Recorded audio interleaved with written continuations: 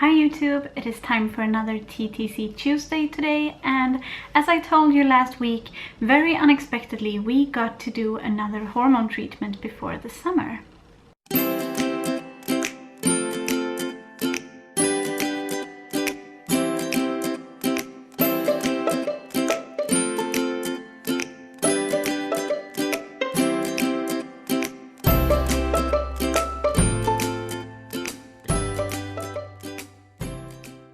So yes, I started hormones again, Puregon, which is the shots that I've taken before, 42 units every evening. So I took those. 6 days into the hormones, I went for a doctor's visit to do an ultrasound, and I actually did film it this time too.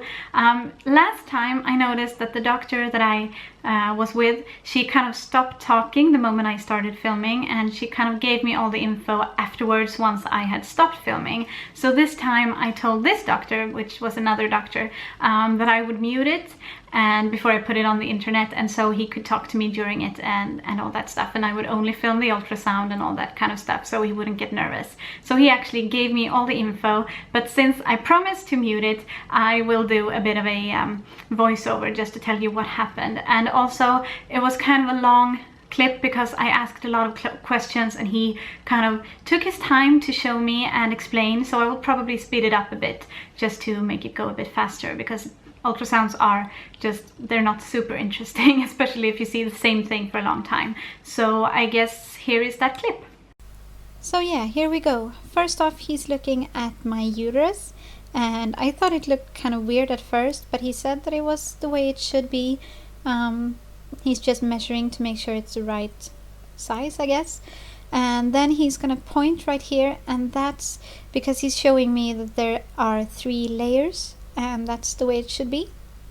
Apparently I've never heard that before.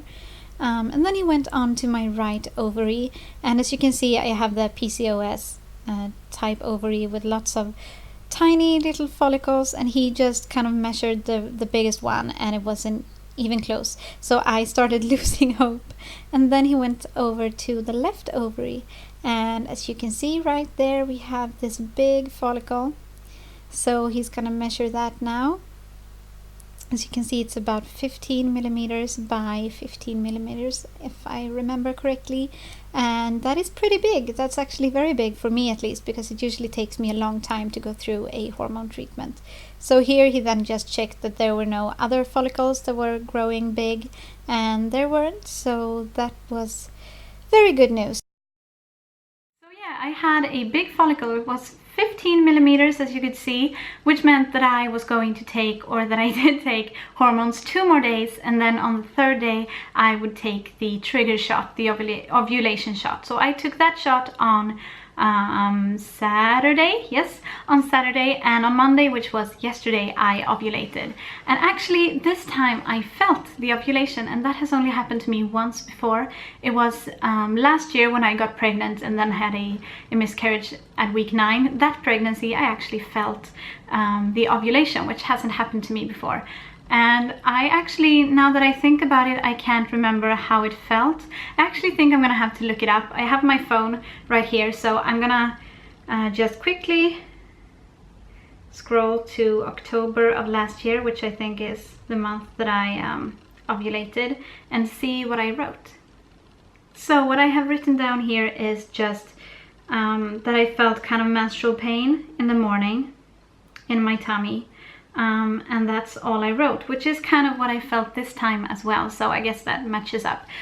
Yesterday between like 10:30 and 1, I think, I actually had this kind of, it felt like I was gonna get my period basically. And the doctor actually asked him specifically, which I haven't done before, when do I ovulate, because they tell us that during the 36 hours after I've taken the trigger shot, I need to have I need to baby dance 2 times, or need to, but I should baby dance 2 times during the 36 hours. So I asked him about that, and he said that before the 36 hours I will not ovulate. I will ovulate at the not the latest, at the opposite of the latest after 36 hours and up to 44 hours. So I calculated that I should have ovulated yesterday between 8 in the morning and 4 in the afternoon. So I felt the pain during 10:30 up to 1, so that just, it's right in that window, which feels very good. It just feels like I am almost 100% sure that I ovulated. I also had kind of the mucus thing that you talk about, the ovulation mucus. I could tell that changed too, so that's another good sign that I actually did ovulate. I'm not sure what I will talk about next week, since I will be right in the middle of that 2-week wait, but we will see. I think that's it for now though, so please like this video if you liked it and subscribe if you want to see more of our daily vlogs, and we will see you tomorrow.